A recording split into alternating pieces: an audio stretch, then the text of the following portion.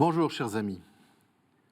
Maintenant que nous avons vu les fondements bibliques et les effets de la confirmation, terminons notre réflexion sur ce sacrement en examinant les signes et les rites de sa célébration. Ils symbolisent bien sûr chacun des effets. Mais commençons par découvrir qu'il y a deux traditions dans cette célébration, en Orient et en Occident. Au 1er siècle de l'Église, la confirmation était donnée lors d'une unique célébration avec le baptême, formant avec celui-ci, selon l'expression de saint Cyprien, un sacrement double. Et c'était toujours l'évêque, successeur des apôtres, qui le célébrait. Mais peu à peu, la multiplication des baptêmes d'enfants et l'augmentation du nombre des paroisses n'ont plus permis la présence de l'évêque à toutes les célébrations baptismales. En Occident, parce que l'on a désiré réserver à l'évêque l'achèvement du baptême qu'est la confirmation, s'est instaurée la séparation dans le temps des deux sacrements pour les enfants. L'Orient a choisi de garder unis les deux sacrements, si bien que la confirmation est donnée par le prêtre qui baptise. Cependant, celui-ci ne peut le faire qu'avec le saint chrême consacré par un évêque. En Orient, le bébé est baptisé et donc confirmé en même temps. Il en est d'ailleurs de même pour les adultes en Occident, qui reçoivent immédiatement la confirmation et participent à l'Eucharistie après leur baptême. Ces deux traditions ne s'opposent pas, mais au contraire sont complémentaires.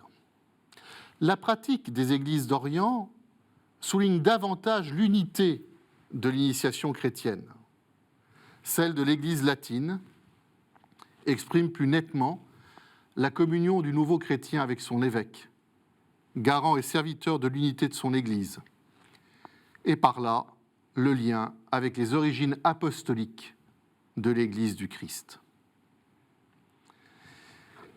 Il y a deux signes majeurs de la confirmation: l'imposition des mains et l'onction par le saint chrême.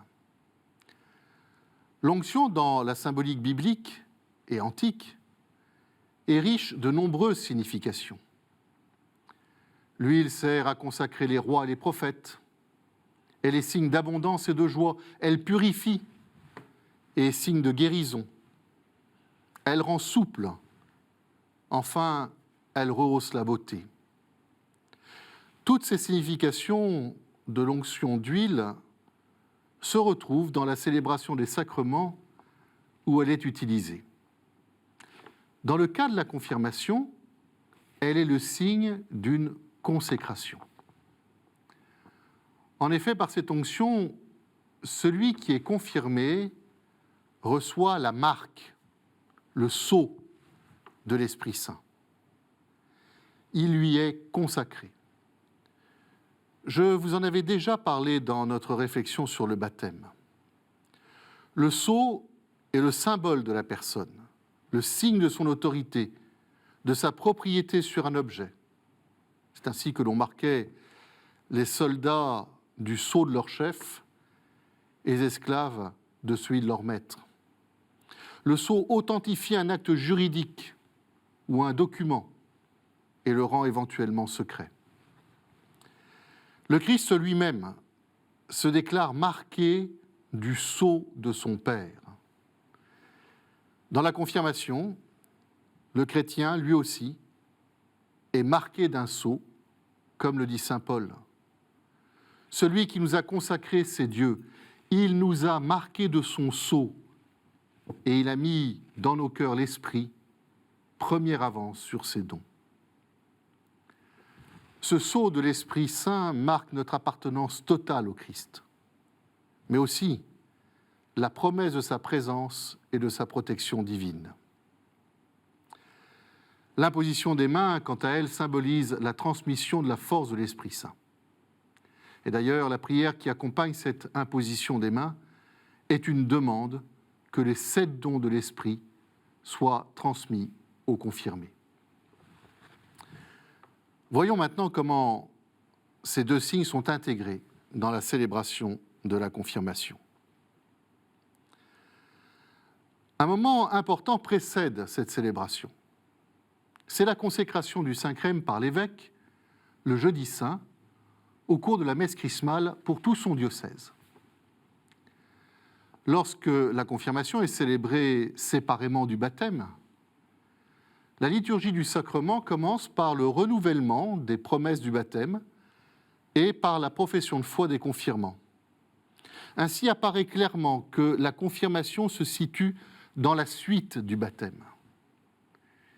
Puis, avec tous les autres prêtres présents, pour signifier que tous participent au même sacerdoce que lui, l'évêque étend les mains sur l'ensemble des confirmants en demandant l'envoi de l'Esprit Saint.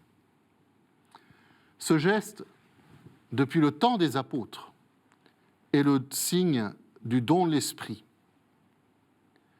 Suit le rite essentiel du sacrement, l'onction du Saint-Crème sur le front, avec la parole, soit marqué de l'Esprit Saint, le don de Dieu. Enfin, un geste de paix achève le rite du sacrement pour signifier la communion entre les confirmés et l'évêque et avec tous les autres fidèles. Qui peut alors recevoir ce sacrement ? Eh bien, tout baptisé, non encore confirmé, peut et même doit recevoir la confirmation. Tant qu'il ne l'a pas reçue, son initiation chrétienne n'est pas achevée. Cette réception peut se faire à n'importe quel âge, après l'âge de raison. Je voudrais faire ici une remarque importante. On dit que la confirmation est le sacrement de la maturité chrétienne, qu'elle rend adulte dans la foi. Mais il ne faut pas pour autant confondre l'âge adulte de la foi avec l'âge adulte de la croissance naturelle. En fait, c'est à chaque chrétien, aidé dans son discernement par son curé et par sa communauté ecclésiale, de juger quand il a suffisamment avancé sur son chemin de foi pour recevoir la confirmation. La préparation au sacrement vérifie cela et conduit le chrétien à une plus grande intimité avec le Christ et avec l'Esprit Saint, l'invitant à mieux se laisser guider par lui et à prendre sa place dans l'Église.